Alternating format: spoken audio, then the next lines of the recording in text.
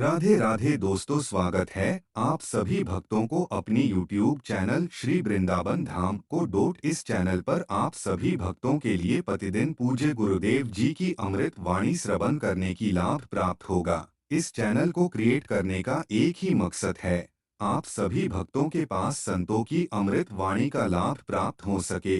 अगर आपने इस चैनल को सब्सक्राइब नहीं किया तो जरूर सब्सक्राइब करें और बेल आइकॉन को दबाना ना भूले। बीता हुआ कल वापस नहीं आता। जीवन में हमें अक्सर अपनी गलतियों और बीते हुए कार्यों का पछतावा होता है।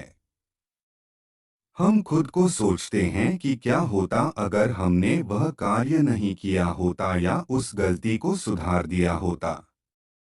लेकिन क्या आपने कभी यह सोचा है कि बीता हुआ कल वापस लौटकर नहीं आता है।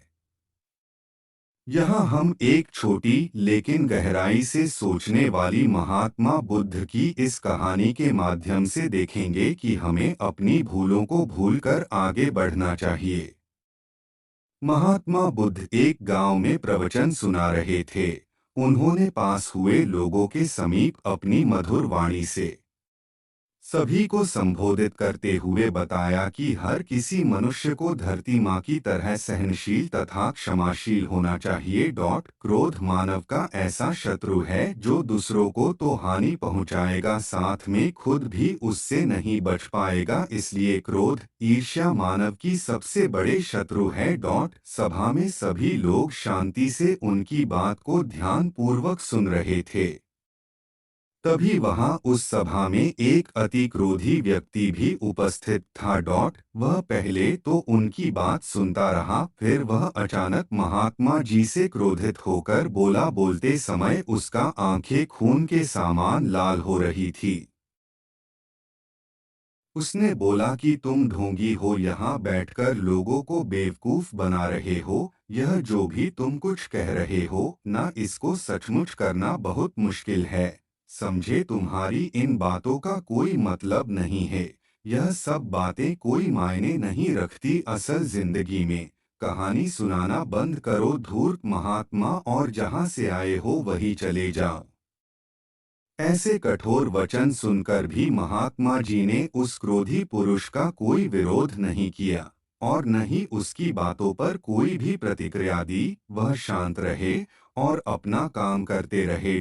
जिससे वह पुरुष और भी क्रोधित हो गया। उसकी समझ नहीं आया वह क्या करे। तब उस पुरुष ने महात्मा जी के मुंह पर थूक कर चला गया। अगले दिन जब उस व्यक्ति का क्रोध शांत हुआ और उसे अपनी गलती का पछतावा हुआ, तब वह आत्मग्लानि में जलने लगा। और फिर उसने सोचा कि उस महात्मा से मुझे माफी मांगनी चाहिए। वह महात्मा जी की खोज में उसी स्थान पर गया जहां महात्मा जी कल प्रवचन दे रहे थे। लेकिन महात्मा जी वहां कहाँ मिलने वाले थे। वह तो अपने शिष्यों के साथ अन्य किसी गांव की यात्रा पर निकल पड़े। वह पुरुष सब लोगों से महात्मा जी के बारे में पूछता पूछता उस स्थान पर पहुंच गया जहां की महात्मा जी प्रवचन कर रहे थे।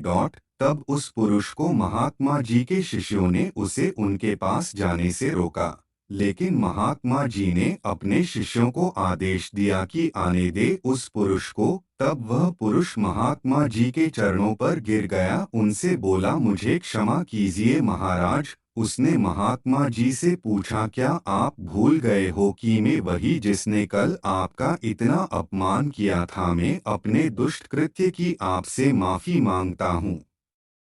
तब महात्मा जी ने बड़े शालीनता से उस पुरुष से बोले कि कौन सी बात। तब उस पुरुष ने बड़ी हैरानी से महात्मा जी की ओर देखा। महात्मा जी बोले कि मैं तो बीती बातें वही छोड़ आया, क्योंकि बीता हुआ कल कभी वापस लौटकर नहीं आता। इसलिए बीती हुए बातों की वजह से आज और अपना आने वाला कल नहीं बिगड़ना चाहिए। जो हो गया सो हो गया। तुम्हें अपनी भूल का एहसास हुआ, यही सबसे बड़ी बात है। तुम अपनी गलती को मान लिए सो तुम अब निर्मल हो गए हो। इसलिए कोई भी ग्लानि अपने मन में नहीं रखो।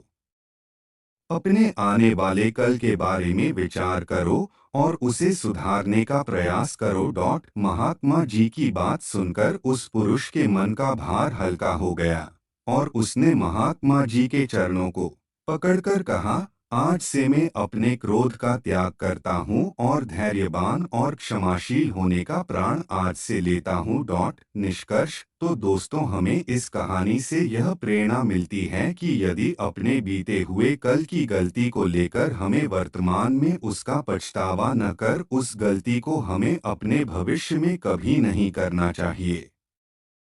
क्योंकि दोस्तों, बीता हुआ कल कभी लौटकर वापस नहीं आता।